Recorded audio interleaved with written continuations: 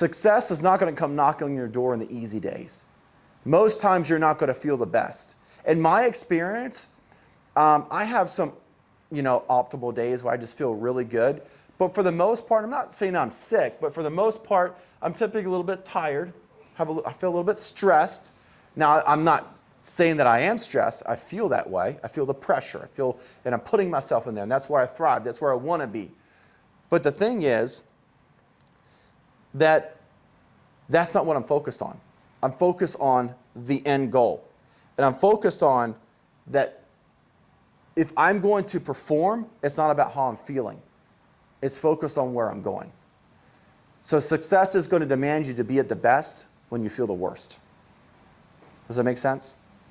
So if you want to be successful, get used to pushing through the way that you feel and push through to where you want to go. Success requires attention. So where is your attention today?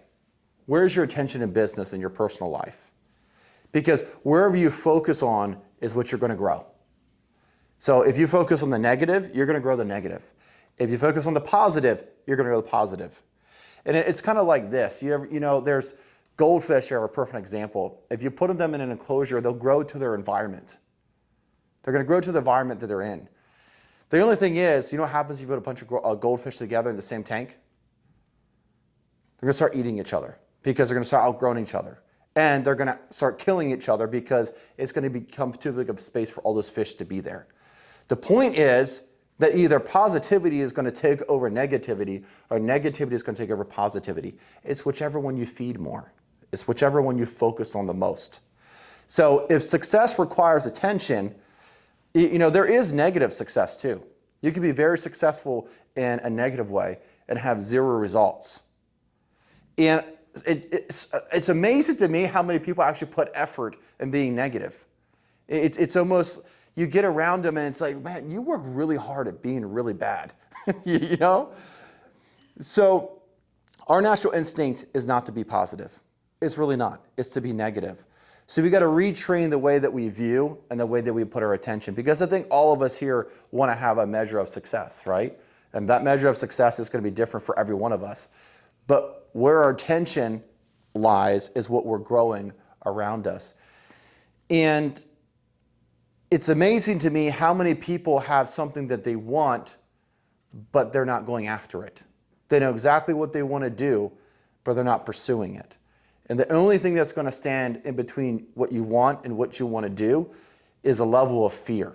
Thank you for watching the video. My name is Josh Schroeder, founder and CEO of Future Contributions Business Development. If you like this content and you need individual help, I'll be more than happy to help you with whatever you need. And you can reach me at any time with the information and link below, and I'll personally reach back to you within 24 hours.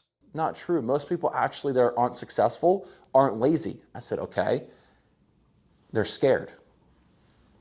And it's the truth. A lot of people actually have a lot of discipline. Okay, I have a 13-year-old son. He's an amazing boy. He's a great son. Nothing wrong with it, except he's 13. And it's the things I tell him to do, the small things over and over and over again. It's like, did he even hear what I told him to do? Well, is he even listening? But the amazing thing is he's really, really good at some video games, at dirt biking, some other things. So it's not that he's lazy. It means that his attention is focused somewhere else other than where it needs to be for true success. And the discipline is what's lacking in the areas where he doesn't recognize attention. So what comes first is going to be attention, then needs to come discipline. A lot of people are motivated. They come home from an event and the end of the year comes in January and they're all excited and they have their goals and their year goals of 2025, 2026 and into the future. And it lasts just for a little bit because you can't live on motivation, but you can live on focused discipline because those are the small micro changes over and over and over again. Many people, they overestimate what they can do in a year and underestimate what they can accomplish in 10. Our humanity, I created another word. The humanity, thank you, Greg. That's where we got Father Earth here. We so often, we want things now. We want things now. And that inherent nature within us as business owners and entrepreneurs and those pursuing success in our personal lives is a good thing to drive us forward. That's motivating. We're going to push towards something. But if our focus is too zoomed in, if you're scoping in, if you guys are hunters in the room and you're zooming in on that game in front of you and that the deer's out in the woods, if you have the wrong lens on and you're too zoomed in, it's no good. If you're zoomed too far out, it's no good. What we also have to have is not just attention, but it's focus. We've got to consistently look at the target and move with it. This is where a lot of people miss it. They don't move with what life is throwing at them. They're so locked in what they thought 5 years ago, but 5 years ago and 5 years now, there's so much that has changed and they haven't shifted their target. Sometimes we have an idea. Sometimes our target we think is our destination, but really only got us to our starting point. Does that make sense? You ever think this was like, man, if I can get here, this is home run, game's over, I've made it. But really through the scope, it looked a lot bigger than what it was. And then when you got there, it's like, this is it? Example of this is hilarious. My brother is a state trooper in Alaska, and he does little hunting guide stuff here and there as well. And he took me out 9,000 feet elevation and above the tree line. And it's in August, and it still snows in Alaska in August, which is crazy, up in the mountains. And we get up there, and we see these two grizzly bears down in the valley. And we scope in on them. Of course, you can't shoot grizzly bears in Alaska unless they're going to be charging you, and then you can do whatever you want. But we seen that it looked like a den, and the bears walked away from the den.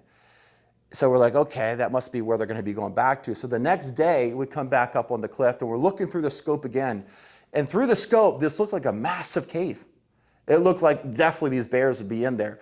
So I don't know what possessed me and my brother, but we hiked down this mountain on top of already another mountain into a valley. And it was just beautiful. There was mountain sheep on the side of a cliff that was like, I have no idea how they're holding themselves up there. This thing's got to be 300-400 pounds. Huge, just goats.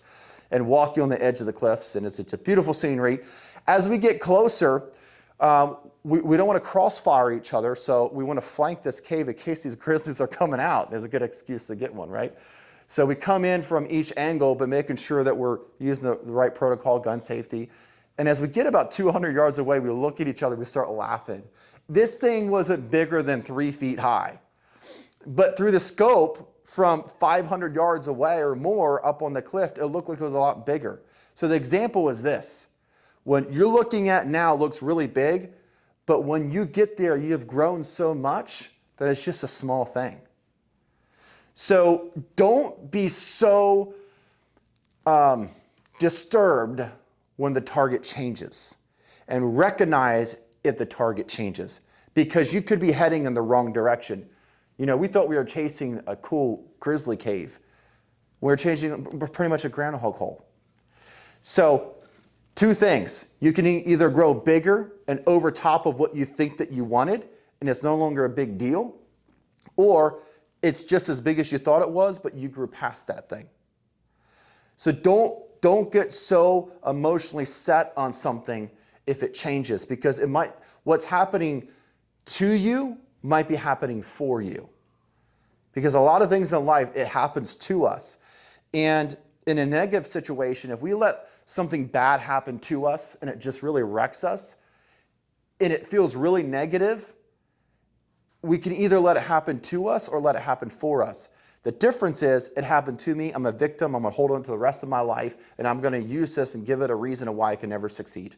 Or you can say, you know what, this big dream that I had, it fell through, I lost my financing for my company, I lost my business, I lost this, I lost that. I've been there, you know, lost everything.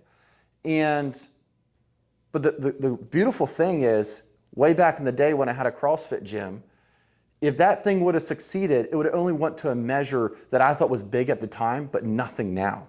So it didn't happen to me, it happened for me.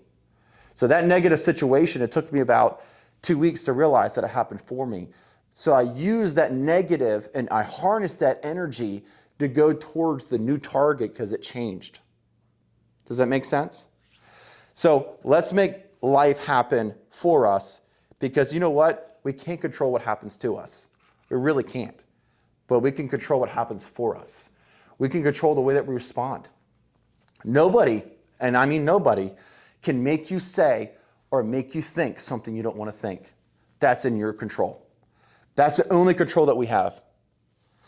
And it's a weak man who allows somebody else to make them act out of their character, because that person then has access to control you.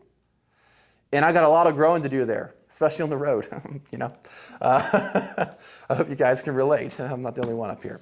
But that being said, it's really true that if somebody can control you through a situation and get to you, you better know your vulnerable points, because we all have them. We all have our strengths. We all have our weaknesses. I'm not talking professionally here yet. I'm talking personally. Because remember, professionalism happens at home first before it happens in the workplace. So if you're easily triggered by somebody attacking you and the way you look physically, or the way that you say the same things all the time, or that whatever it is, those things, you all know those things that just annoy you and trigger you. And not just from your loved ones, but from other people that you don't even know. That is not a cause, it's a symptom to something bigger. The example would be that, if somebody is really sick, did you know that it's actually not, let's say somebody has the flu. The flu is not the problem. It's that your immune system has weakened, and therefore that your body is fighting over the weakened immune system. So the flu is the symptom, the weakened immune system is the cause. That being said, we need to figure out real quick that, hey, this is a flashing light on an indicator, that the flashing engine light that's not what's wrong with the car, it's the engine. But that light is telling us that that's what's wrong. So we need to track back through our emotions and our physical thinking and makeup and saying, hey, this makes me feel this way. The feeling's not the root problem. It's a flashing indicator that something's wrong. So what we need to do is we need to go back and say, we need to dive into that feelings. And it's a little harder for men than women, but it's very, very important that we do that, because success is going to demand that we're in tune with ourselves. A car that's not in tune with itself, there's a lot of flashing red lights on that dashboard. So we got to get the red lights to go off. We got to get the indicators to go off. But so often we're trying to go after a huge problem to fix, when if we would just go and start fixing the small stuff, the big problem would go away. And if we'd stop trying to go after the symptoms and go after the cause, then we'd fix it for good. But so many times we're trying to, go in there and tape this part of the engine up and fix this part of ourselves and fix this part of ourselves. But really, if we went to the root cause, that all would go away. So for you, and only you know that in your life, is what is that flashing light that you have in your life? You know that you're easily triggered, that somebody can have access to you and control you. Let's fix that. Because if we can do that, that's a very dangerous person in a very good way. That's somebody that can hold themselves accountable to themselves and to the target they're moving to, and then they can actually see the target moving because they have focus, they have attention, they have discipline, and they know where the heck they want to go, but they also know where they don't want to go. And sometimes that importance will change. Sometimes it's more important to know where you want to go, and I agree with that. But in some seasons of your life, you lose sight of where you're going. And all you have, the indicator is, I just know where I don't want to go, but I don't know where I want to go. Have you ever been there? Because I've been there, okay? It's like, and it's some days it's so clear, and then other days it's just a mess, and you can't see anything. And you just have to go by the instruments on the panel, just like a plane flying through the clouds. A lot of times, even pilots would tell you, I have pilots tell me this, when you're flying at high speeds and you're in those altitudes, you can be upside down in a plane and not even know it. So you can't fly by feelings, you got to fly by indicators. So what is the indicators in your life? And again, I'm going to repeat it. Sometimes it's about knowing where you want to go, and sometimes it's just knowing where you don't want to go. and following that indicator until you do know where you want to go. But what's going to crash that plane is going to be discouragement. That's when discouragement, when you get clouded, when you get confused and you lose your focus, discouragement is going to set in. And it's going to try to derail you everywhere you go. And what's going to happen is if you listen to the discouragement, which is a feeling, which is really a false indicator, trying to tell you, navigate you off track, then you're going to find yourself upside down flying and heading towards the ground somewhere you don't want to be. So we need to follow the path that we put ourselves on, that in the beginning that we have focused on and put our attention on and put our discipline on. But we're going to have days where we don't see it, we don't feel it. And on those days is the most important day to have faith and to trust and to push harder than we ever pushed before. And I said it like this. I take notes, and I encourage you. It's really easy to do. Every single phone has a note section. And I just titled it Important Quotes. And what I'll do, sometimes I'll date it when I hear it. But as I go throughout the day, if I think of something, I'll stop what I'm doing and just jot it down in my notes. I hear somebody say something walking down the street, in the gym, I write it down. I hear something on the radio, whatever, I write it down. And I go back and review these things, and it's just really powerful. And one of the things that I wrote down a long time ago is the most beautiful views are the highest points. The climb can be discouraging, but the mind can see the top before you get there, because the view is worth beholding. So your mind can see you getting there even if you physically aren't, because your heart can fit places your head can't go.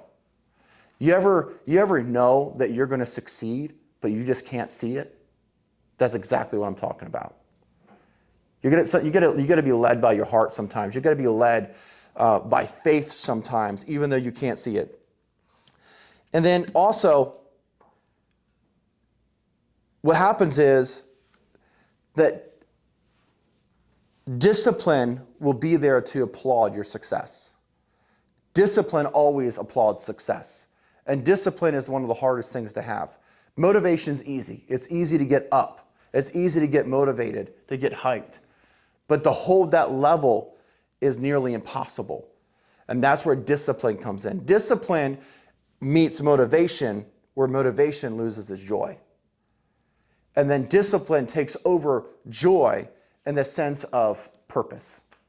Because there's not a whole lot of hype, joy in purpose, but there's groundedness in it. We all need to be grounded by something. It needs to ground us to the core. It needs to guide our every thought or our every vision, what we do, what we don't do. It has to be grounded deep within us. So after that being said, and for those who pursue their passion, driven by hunger, fueling their purpose, it will never end. Everything we want is on the other side of a problem. And every problem has a solution, which reveals the answer. So cheers to hard days. I sent that to you probably 6 months ago. I don't know if you remember that or not. But so cheers to hard days. I'm going to read it again. And for those who pursue their passions, driven by hunger, fueling our purpose, it will never end. Everything we want is on the other side of a problem.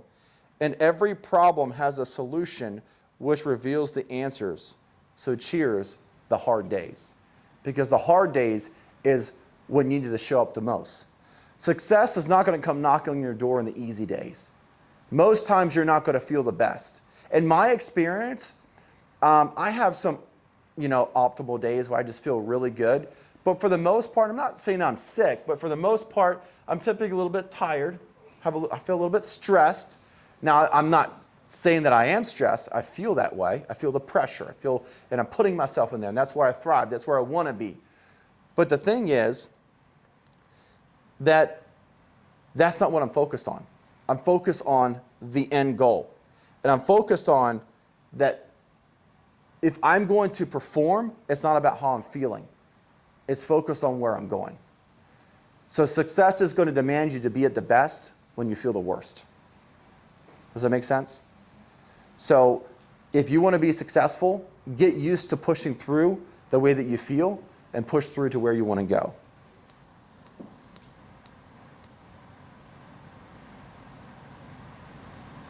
And I always say it like this too, if it helps you. Tiredness is failure leaving the body.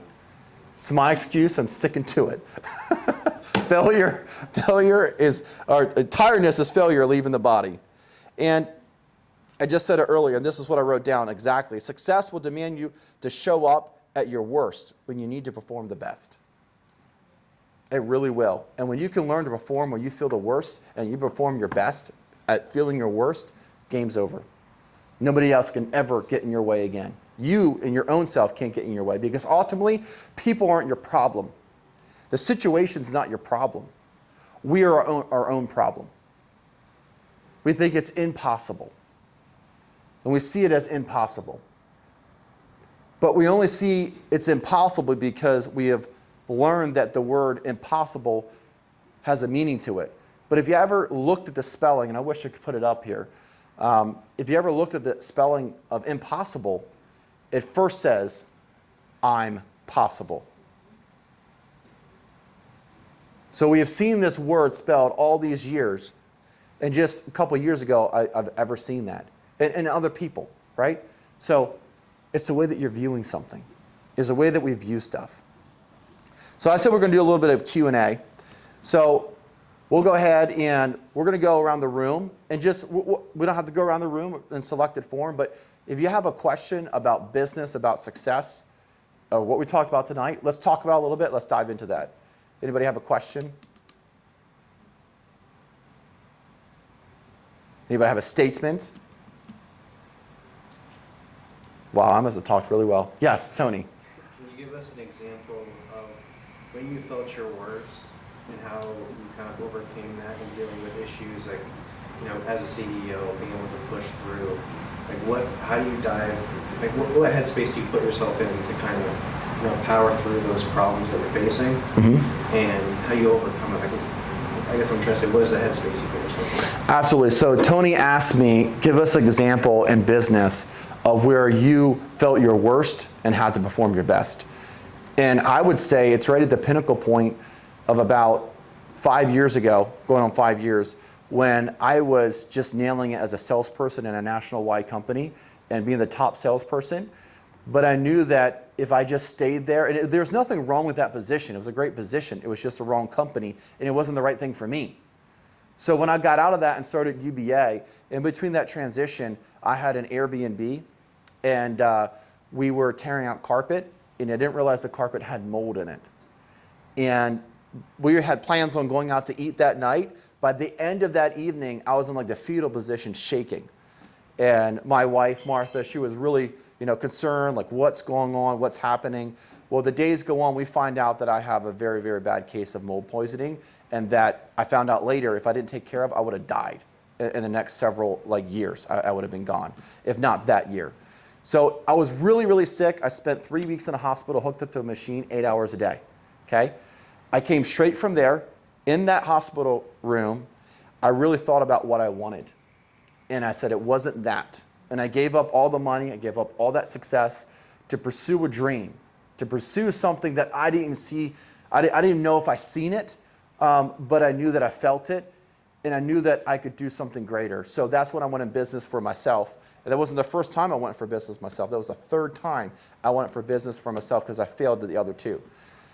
And that's when I started UBA, my home service business company. When I did that, I was taking I'm not exaggerating, 50 to 60 pills a day and regular doctor visits. I felt completely weak. I felt like I could throw up almost every single day. And heat really affects you with the medication I was taking. They say stay out of the sun. Well, guess what I did for the first 3 months for 8 hours a day, 5-6 days a week? Knocked doors to try to get business for my new company. There was one time where I remember the look on the lady's face. She looked horrified because I could barely speak anymore. And when I left her house, I passed out. So she didn't see that happen.